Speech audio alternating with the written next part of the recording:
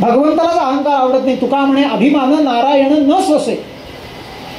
6 विकारातून मुक्त झालेला हा धुंदुकारी 7व्या दिवशीची कथा ऐकली आणि अहंकार टाकून नवे 7 प्रकारची पापं झालेली होती ती पापं सुद्धा निघून गेली. सर्व पापातून मुक्त होऊन शुद्ध झालेला हा धुंदुकारी त्या गोकर्णासमोर अक्षरशः दिव्य रूपामध्ये उभा आहे बरं का. त्याचंही वर्णन केले भागवतकारांनी. तुळशी माळा घालून असा उभा आहे त्याच्यासमोर. गोकर्णाला आनंद झाला. तू या भागवत कथा श्रवणानं उद्धरून चाललायस बरं का. मला सांग, अजून विमान तुला घ्यायला यायला अवकाश आहे. विमान येणार आहे तुझ्यासाठी, मोक्षाला घेऊन तुला जाण्यासाठी विष्णुदूत यायला लागलेत. पण तत्पूर्वी आम्हाला तू हे जे भागवत ऐकलंस त्या भागवताचं महात्म्य सांग, आम्हाला महिमा सांग. आणि मी आपल्याला सांगतो, इथं काही श्लोकांमध्ये या धुंदुकारीनं भागवताचं महात्म्य गायलंय. आणि मी प्रामाणिकपणे सांगतो, सनकादिकांनी जे महात्म्य गायलेलं आहे त्याच्यापेक्षा धुंदुकारीनं गायलेलं महात्म्य मला खूप आवडतं. का ते आम्हाला जास्त आवडणार आहे का? कारण ते आमच्या पापाशी कनेक्टेड आहे. लक्षात घ्या, आम्ही कुठंतरी ही पापं करून आलोय.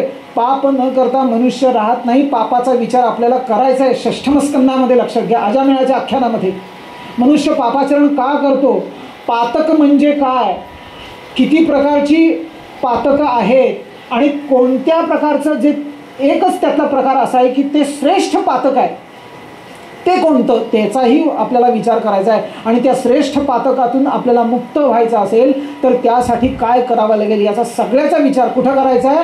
अजामेळ आख्यान षष्ठम स्कंद. धुंदुकारीनं गायलेलं भागवताचं महात्म्य अतिशय गोड आहे महाराज. तो म्हणतो, कंपनते सर्व पापानी सप्ताह श्रवणे स्थिते. अरे गोकर्णा, तू भागवती कथा जेव्हा सांगायला सुरुवात केलीस मी ऐकायला लागलो. माझ्या सगळ्या पापांना चळकाच चढला. सगळी पापं थर थर थर थर थर कापायला लागली. एक एक करून निघून गेली. मी शुद्ध झालो.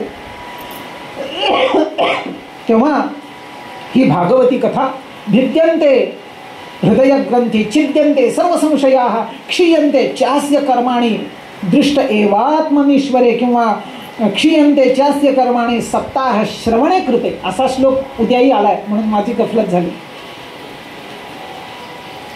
भिद्यते हृदयग्रंथी, ह्या हृदयामध्ये जी अज्ञानाची गाठ आहे माझ्या ठिकाणी होती ती अज्ञानाची गाठ या भागवताच्या श्रवणानं तडातड तुटून गेली.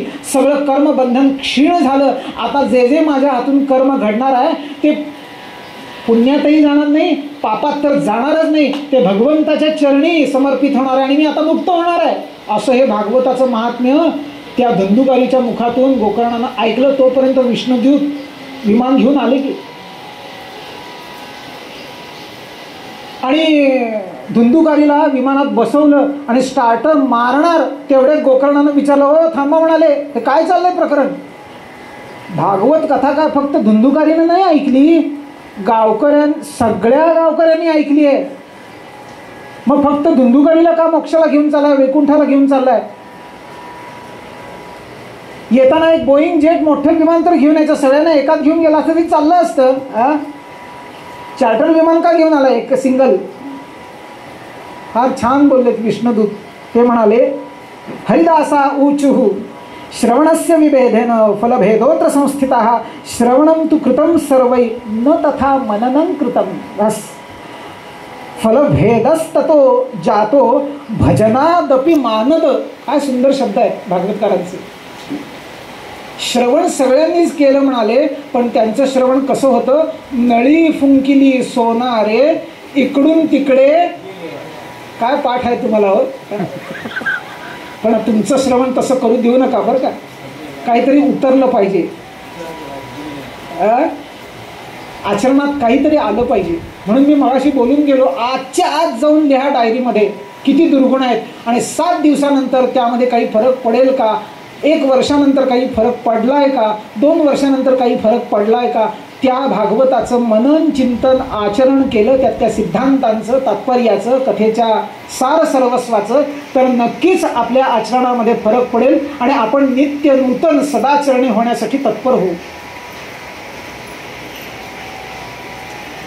ऐकलंय सगळ्यांनी, परंतु जसं ऐकायला पाहिजे तर तसं ऐकलं नाही. आता तुमच्यासाठी सांगितलेत बरं का नियम भागवतकारांनी. श्रोत्यांसाठी काय नियम आहेत भागवताचे ते सांगतायत, नीट लक्ष देऊन ऐका. कसं भागवत ऐकावं, 4 नियम आहेत.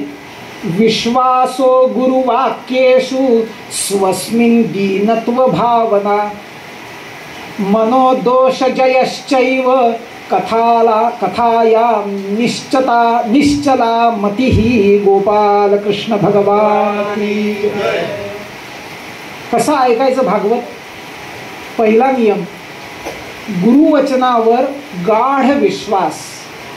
दुसरा नियम, मनातील दोषांवर विजय. तिसरा नियम, अंतःकरणामध्ये नम्रता. आणि चौथा नियम, श्रवण करताना चित्ताची म्हणजेच मनाची एकाग्रता. बस,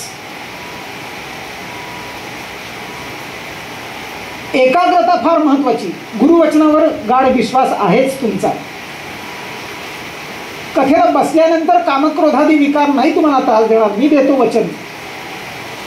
अंतःकरणामध्ये नम्रता आहेच. फक्त चौथी गोष्ट मात्र अवघड आहे, एकाग्रता. फार अवघड आहे. म्हणून वेळात वेळ काढून येऊ नका, वेळ काढून या.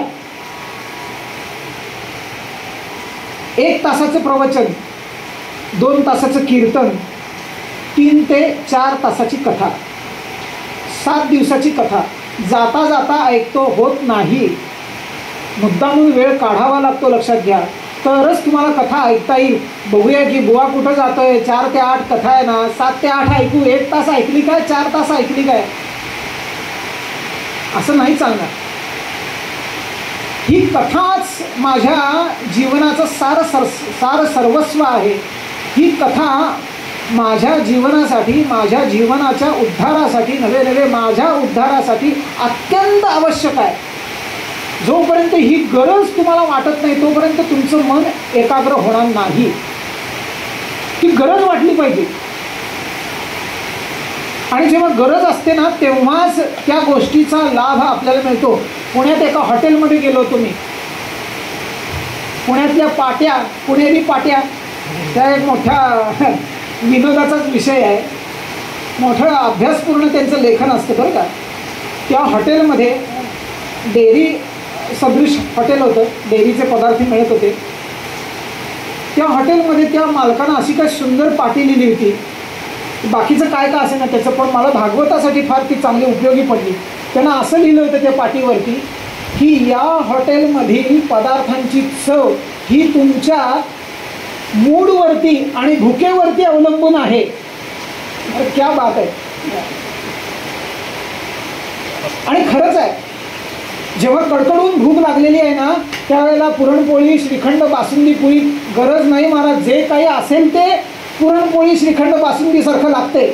का, चरचरून भूक लागली आहे, गरज आहे, मूड आहे.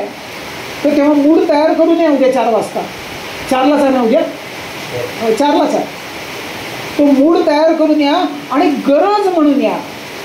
आणि याशिवाय गत्यंतर नाही. हे ऐकलं पाहिजे, जीवनात उतरवलं पाहिजे, आचरणात आलं पाहिजे, तर काहीतरी.